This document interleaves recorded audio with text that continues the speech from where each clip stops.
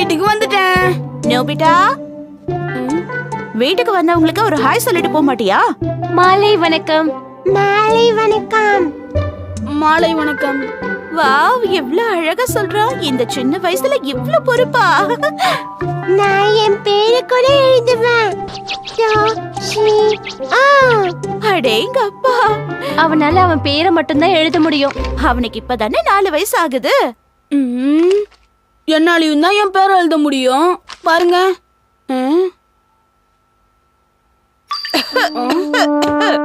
இங்க 5 ஸ்வீட்ஸ் இருக்கு. நான் ஒன்னு சாப்பிட்டா அப்புறம் 4 இருக்கும். ஆஹா, அசத்துறானே. எவ்வளவு புத்திசாலி குழந்தையா இருக்கான். என்னால இதுக்கு மேலயும் பண்ண முடியுமா? என்னையும் பாராட்ட மாட்டேங்கிறீங்க. சரி டோஷியோ சொல்லு. 20 - 10 எவ்வளோ? எனக்கு ஆன்சர் தெரியும். 10. உன்னால மல்டிப்ளிகேஷன் பண்ண முடியுமா? 2 × 2 = 4. கொஞ்ச நேரத்துக்கு இந்த பக்கமே வராத, புரிஞ்சுதா? இது நியாயமே இல்ல. என்னால மேக்ஸ் நல்லா பண்ண முடியுது, நம்மளுடைய பாஷையும் எழுத முடியுது. ஆனா அம்மா என்ன பாராட்ட மாட்டாங்க. ஏன்னா இப்ப நீ 5th ஸ்டாண்டர்ட் படிக்கிற நோபிட்டா. உன் வயசுக்கு இதெல்லாம் பண்ணிதான் ஆகணும்.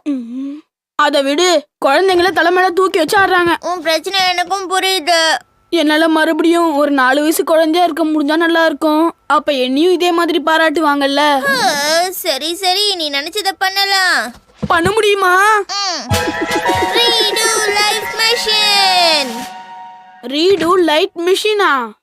ஆமா, நீ ரொம்ப ஆசைப்பட்ட உனக்கு ரொம்ப பிடிச்ச நினைவுகளை யோசிச்சேன்னா அந்த நேரத்துக்கு உன்னால போக முடியும். உனக்கு பிடிச்ச விஷயங்களை மறுபடியும் இன்னொரு தடவை செஞ்சு பார்க்க முடியும். அதுதான் இந்த ரீடு லைஃப் மிஷனோட வேலை. அப்படின்னா இப்ப இருக்கிற பலசாலித்தனமும் புத்திசாலித்தனமும் அப்படியே இருக்குமா? ஆமா, அதனால நீ செஞ்ச தப்ப திரும்பவும் செய்ய மாட்டே நோபிட்டா. இது எனக்கு ரொம்ப பிடிச்சிருக்கு. சரி, எந்த வயசுக்கு போகணும்னு நினைக்கிற?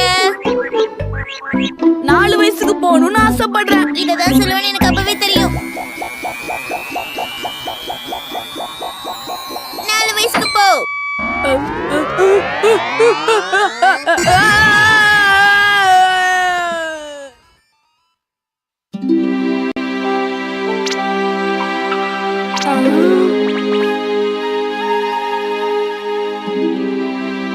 நான் எந்த கண்ணாடியும் போட்டுக்கல. ஓ, மறுபடியும் 4 வயசு ஆயிடுச்சா? இந்த இடம்லாம் எனக்கு ரொம்ப நல்லா ஞாபகம் இருக்கு. எங்க வீட்டு பக்கத்துல இருந்த இடம் இதெல்லாம். ஆஹா, எனக்கு ரொம்ப சந்தோஷமா இருக்கு. நோபிட்டா, நீ அங்க என்ன பண்ணிக்கிட்டு இருக்க? நம்ம கண்ணாமூச்சி ஆட்டோல விளையாடிக்கிட்டு இருக்கோம். நீ இப்ப எங்களை தேடி வரணும், மறந்துட்டியா? தியான், சுனியோ, ஷிசுகா, நீங்க தானா? குட்டியா ரொம்ப அழகா இருக்கீங்க. எனக்கு சிரிப்பு தான் வருது. அப்பத்துல இருந்து இந்த ஜியான் பையன் இப்படிதான் இருக்கானா? தெரிந்தவே இல்ல. பாவம், அவன் எதுக்காக அடிச்சிட்டு இருக்க ஜியான்? ஷிசுகாவும் கொஞ்சம் கூட மாறவே இல்ல. எனக்கு தான் சப்போர்ட் பண்றா. ஆரம்பிச்சுட்டாங்கடா. இவங்க ஏதாவது பண்ணியே ஆகணுமே. சரி, அதை விடுங்க. நம்ம இப்ப ஏதாவது விளையாடலாமா? எனக்கு இப்ப ரொம்ப போர் அடிக்குது. ஸ்கூல் விளையாட்டு விளையாடலாம். சரி, அப்ப நான் டீச்சரா இருக்கேன். இல்ல புள்ள, நான் தான் டீச்சரா இருப்பேன். இல்ல, நான் தான் டீச்சர். ஏன்னா என்னால தான் எழுத முடியும். என்னாலயும் தான் எழுத முடியும். அப்படி பார்த்தா என்னாலையும் தான் எழுத முடியும். அப்படின்னா சரி, நம்மளால என்னெல்லாம் எழுத முடியும்னு பார்க்கலாம். சுனியோ, ஷிசுகா, ஜியான், நோபிட்டா. நோபிட்டா, உன்னால இவ்ளோ அழகா எழுத முடியுமா? முடியும். இவன் நம்மள ஏமாத்துறான். ஆனா அவன் கரெக்டா தான் எழுதியிருக்கான். ஆமா, உண்மையாதான் போய் எழுதி. சொல்லாத. எங்களுக்கு டவுட்டா இருக்குல்ல. சரி, அங்க வராரே அந்த அங்கிள், அவரை கேட்கலாமா? அங்கிள், ஒரு நிமிஷம். இத நீ அப்ப எழுதுன? இத என்னால நம்பவே முடியல. நான் தான் எழுதினேன் அங்கிள்.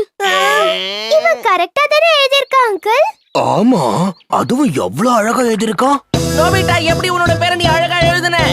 அவன் நம்ம கிட்ட சீன் போடுறான்ல. உன்னை சும்மா விட மாட்டோம்.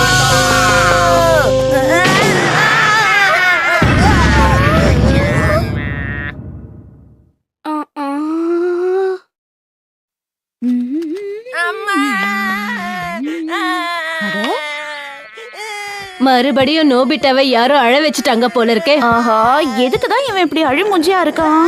இப்படி எல்லாம் அழக்கூடாது நோபிட்டா. அழாம தைரியமா இப்ப இருக்கணும். பாத்தியா, வலி பறந்து போயிடுச்சு.